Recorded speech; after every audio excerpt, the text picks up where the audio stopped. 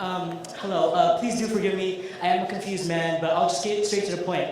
Why was marijuana legalized? Great question.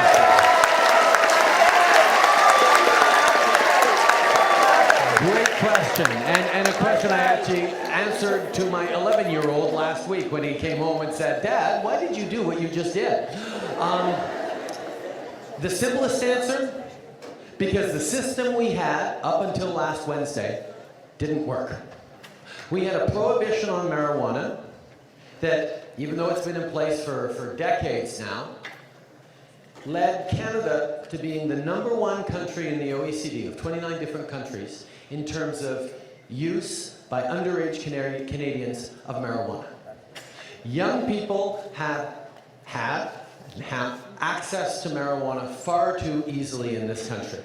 Now, I'm not going to make any assumptions about this school, but I have a sense that most of you, if you absolutely wanted, under the old system, and we're transitioning into the new system, so it might take a while, if you wanted to get your hands on marijuana, you would know, what kids to go talk to. It might not be your friends, but you would know how to get at that in the school. Every high school is like that, and I see from the laughter that you know that that's absolutely true. The issue is, there was a massive black market for marijuana. Nobody ever checked your ID if you want to buy a joint. People don't care whether you're underage or of age because it's a black market, it's illegal. If we treat marijuana more like alcohol, which doesn't mean it's good for you. We know you shouldn't be drinking. You certainly shouldn't be drinking and driving. You shouldn't be showing up at school or work drunk.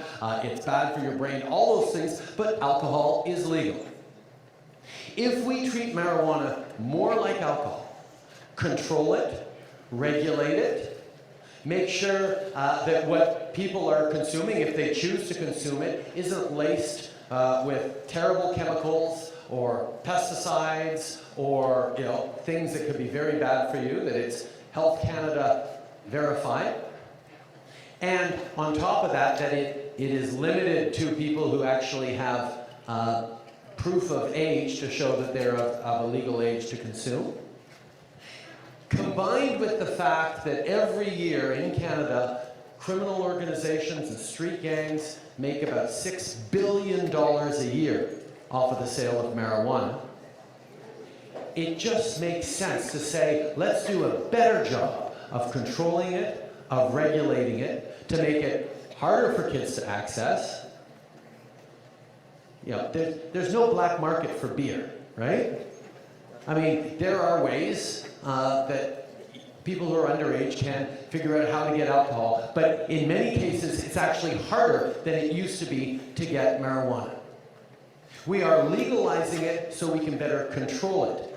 Not because it's not bad for you. On the contrary, it's a substance that is a drug that has negative impacts, particularly on the developing brain. We don't want people to feel like they have license to use it now. On the contrary, but we know that if we control it better, if we take the profits and invest them into road safety, into educational programs, into better mental health supports, these are the things that are going to better purposes than what the criminal organizations and street gangs were doing.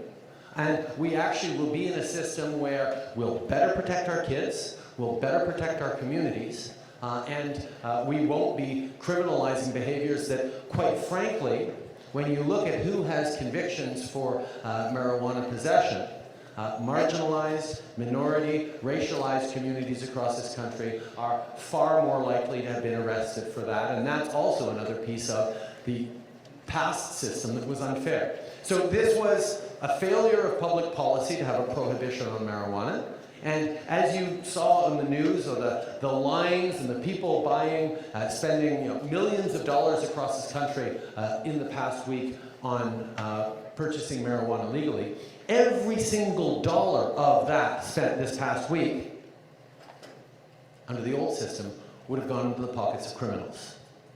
Now, we are at least controlling it as a controlled substance that will mean we will have a safer society and more opportunities to educate people about making smart choices, which include not using marijuana.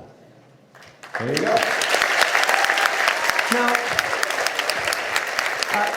the Netherlands have a different approach, and have an approach for a long time. Yes, we have a different approach which is not entirely successful, but there was a premise behind our approach. And the premise is this, that you don't want young people, or people at all, to move from marijuana to cocaine or heroin. That's the first thing.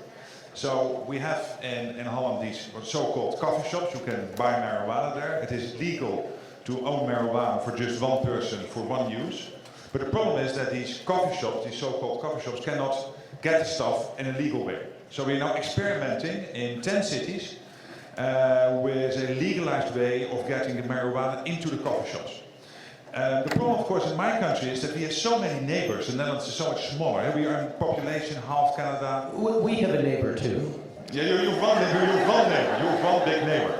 But we have so many neighbors. We have 28 countries in the EU, and that means that 95% of the marijuana being built in the Netherlands, growing in the Netherlands, is going to other countries.